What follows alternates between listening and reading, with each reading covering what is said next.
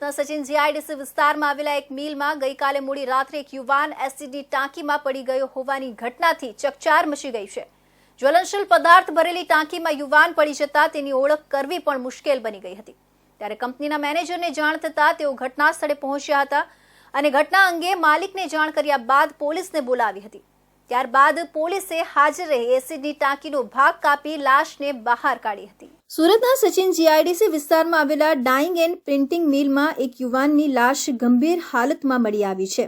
Sachin GIDC વિસ્તારમાં આવેલા Aditi silk મિલમાં એક યુવાનની લાશ એસિડની ટાંકીમાંથી મળી આવી હતી। આ અંગે કંપનીના મેનેજર વિશાલ રાવલે જણાવ્યું હતું કે કંપનીના કામદારો દ્વારા 10 વાગે કંપની પર બોલાવવામાં આવ્યો અને કામદારોએ જણાવ્યું કે મોડી રાત્રે 1:30 વાગ્યાની આસપાસ એસિડની ટાંકી તૂટી ગઈ હોય તેવો અવાજ આવ્યો હતો, જેથી હું ત્યાં પહોંચ્યો અને જોયું તો એસિડની ટાંકીમાં એક લાશ જોવા મળી હતી, જેથી ઘટના અંગે તાત્કાલિક જ કંપનીના માલિકને જાણ કરવામાં આવી હતી, જેથી તેઓ ઘટના સ્થળે પહોંચી પોલીસને આ અંગે કોલ કરી બોલાવ્યા હતા। જ્યારે પોલીસ ઘટના સ્થળે પહોંચી ત્યારે ટાંકીનો એક ભાગ કાપી લાશને બહાર કાઢવામાં આવી હતી, પરંતુ એસિડમાં લાશ હોવાથી તેની ઓળખ કરવી પણ મુશ્કેલ બની હતી। સમગ્ર મામલે પોલીસે લાશને ફોરેન્સિક પીએમ અર્થે ખસેડી તપાસ હાથ ધરી હતી। ત્યારે આ દરમિયાન આ લાશ અક્ષય નામના ઇસમની હોવાનું સામે આવ્યું હતું।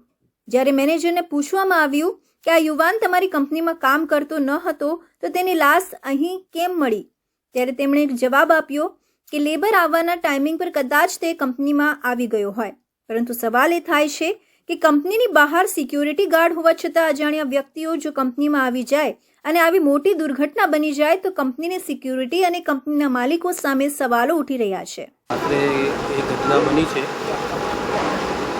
જે અમે જેની જાણકારી લીધી તો એવો ખ્યાલ આવ્યો છે કે જ્યારે એસિડની ટાંકીમાંથી અમે સવારે મને મેસેજ મળ્યો 10:15 વાગે કે રાત્રે એસિડની ટાંકી કોઈ તૂટી ગયેલી જોરથી અવાજ આવ્યો છે, તો મેં જઈને નિરીક્ષણ કર્યું તો જાણવા મળ્યું કે ટાંકી તૂટી ગયેલી હતી રાત્રે 1:15 વાગ્યાની આસપાસ।